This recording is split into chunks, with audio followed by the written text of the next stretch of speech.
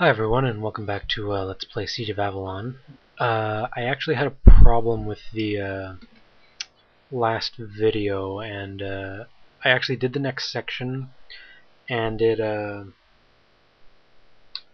don't know what happened, but apparently Cam Studio must have eaten one of the videos, because where one video leaves off, there's about a 10-minute blank period. Or rather, there's a gap between one video and the next, so I'm going to have to redo this section. And that's rather annoying because it's a particularly irritating section, but I'm actually going to go through it really quickly and skip over a lot of it. Anyway, this is a very fire-intense area, so you're going to need a lot of fire protection. And for that, we're going to put on Rings of Fire, Rings of Greater Protection from Fire. We're also going to pop open our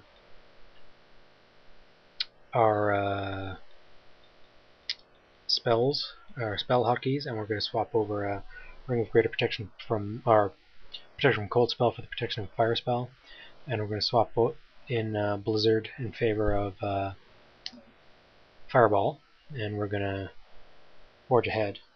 And the first thing that happens when you enter in here is that you are immediately attacked by a Fire Elemental. These guys like to cast Fireball on you, so you have to be very careful of them. After we do that, we can cast our buffs and get ourselves back up to normal. And you're going to have to go through this area very carefully because it's very dangerous, and these fire elementals cast fireballs at you very quickly, and they can do quite a lot of damage.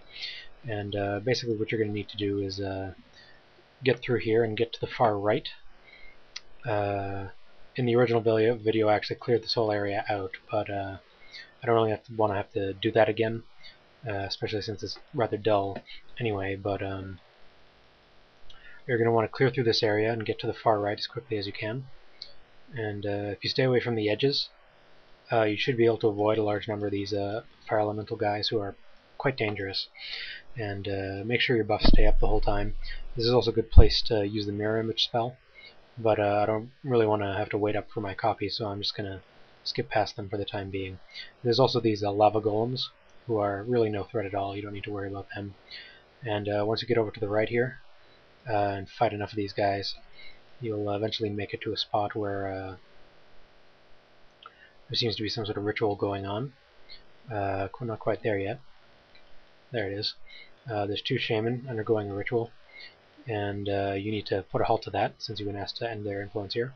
And with your shadow spell, they can't really see you, so you should be able to snap them off without too much trouble. And with that, you've put another influence here as far as the Astral Guardian has directed you to.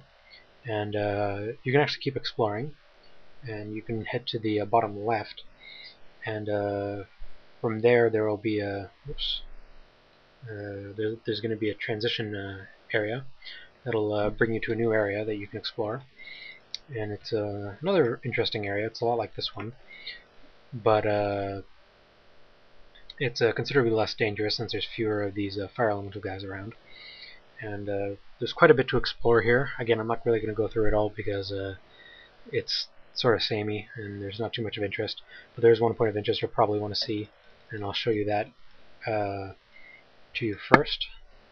And it can be found on the far right and near the bottom.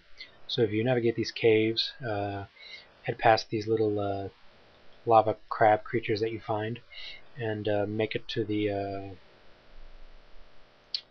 far right. I believe it's over here. Yes, here we are. You'll find a chest somewhere. There it is. You'll find a chest, and inside is an item called Brimstone, which is a very good fire-based damage weapon, and it does quite a lot of fire damage in addition to crushing and magic and stun, so it can be a fairly good weapon for breaking past enemy defenses. But you should probably take that if you ever need it. Of course, it would have been much more useful in Frostheim, the area we were just in, with all the cold-based enemies. But nothing we can do about that at the moment, I guess. And you can't really get the Brimstone until you've already completed Frostheim. So I suppose you could always go back and refight Frostheim with the Brimstone just to spite the order of appearance, but I don't really see the point of that.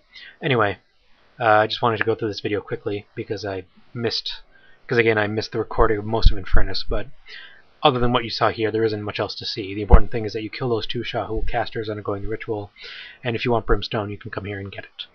There's a few other, more areas to explore, or well, more parts of the same maps to explore, and they have quite a few enemies. I suggest you go through and kill them all, since a lot of them are the crabs and the roaches, who are not really all that challenging, especially for a character like us. Alright? Well, thanks again. Sorry about this mix-up. I'll try to be more careful with my videos next time and make sure they don't get lost, okay? See you then.